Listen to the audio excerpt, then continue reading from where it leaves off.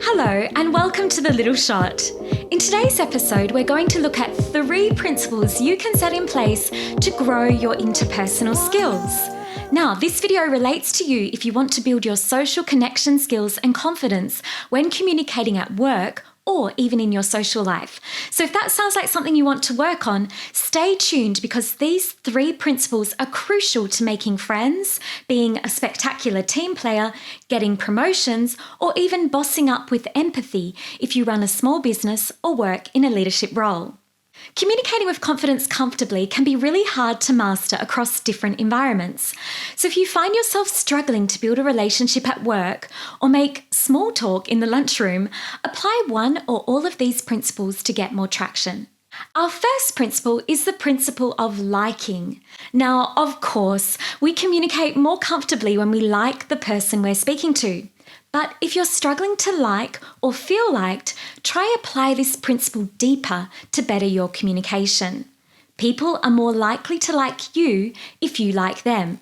So you need to get your research done to find things you share with that person, values, attitudes, interests, ethics, to see if there's any points of mutuality that you can find that you share with that person, and that will help you build the likability factor. And then find ways in your communication that you can affirm the person sincerely. You might do this while engaging in informal conversations during working life so that you can learn more about your contact's interests and give the language of likability to that person. Now, if you're in business or if you're a leader and you serve clients, make sure the niche you serve is something you believe in and relate to. And in all things, be sincere. Sometimes you might have to dig deep to find likability, but it's worthwhile because if you're stuck with that office colleague, boss, tricky client, or even flatmate, you need to invest in likability. Next up is the principle of reciprocity. Now, this one often gets forgotten, but don't forget, people will give to you if you give to them. So give what you want yourself. If you smile at someone, you might notice that most decent people will smile back. So try and find ways in informal conversations during your working life so that you can give of yourself to your contacts. And if you run a business, why not think about sharing your knowledge and giving value in ingenious ways? This would involve you not making cold calls, and don't ask for things unless you've offered something first. Be careful though in giving out freebies because this can reduce your value. But if your clients have chosen you, it's important to shower them with the most value you can offer. This will build your relationship with the stakeholder more successfully. Now, at Voice Science, we don't hand out free sessions because our expertise has a monetary value, but we do give advocacy via our blog posts and also through this channel to support our audience, which includes you. Now, some of you may become clients because you love the value we are offering.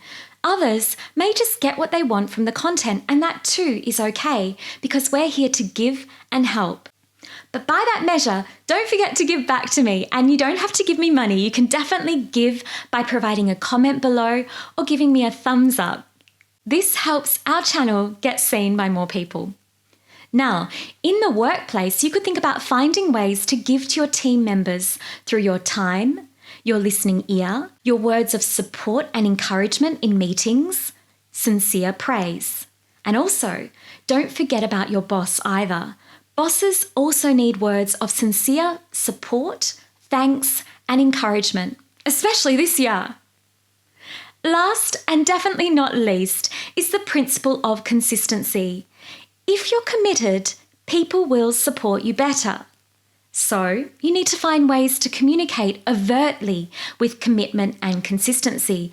Don't just assume that people will spot that you're consistent by your actions. Sure, actions speak, but our words can draw attention to our values, and this will build our interpersonal relationships. So the way you can do this is by providing specific time frames that people can expect to receive information from you if they're waiting on something, and also make sure you meet it. Secondly, you can think about not ghosting prospects, contacts, or friends. Get back to people, or if you're not available, put on a decent out-of-office message that outlines how that person can reach you. You might also think about writing your commitment down or speaking it aloud if you promise something. And when you meet it with your employees, your friends, your employer, your prospects, your stakeholders, they will feel valued and you will build rapport in your consistency and commitment. Well, there we are. I hope that you enjoyed this episode and hopefully it's helped you to see any gaps that you can fix in your work, social or career-orientated communication. We've laid some basic foundations for you to think about areas of your interpersonal communication that you're either paying enough attention to or that you could leverage further. As we close, I want to tell you about something that's coming for 2020. We're taking bookings for 90-minute workshops in workplaces, and we have a range of amazing workshops that level up interpersonal skills for the workplace, and you should definitely check this out if you're working for a company or managing up a team.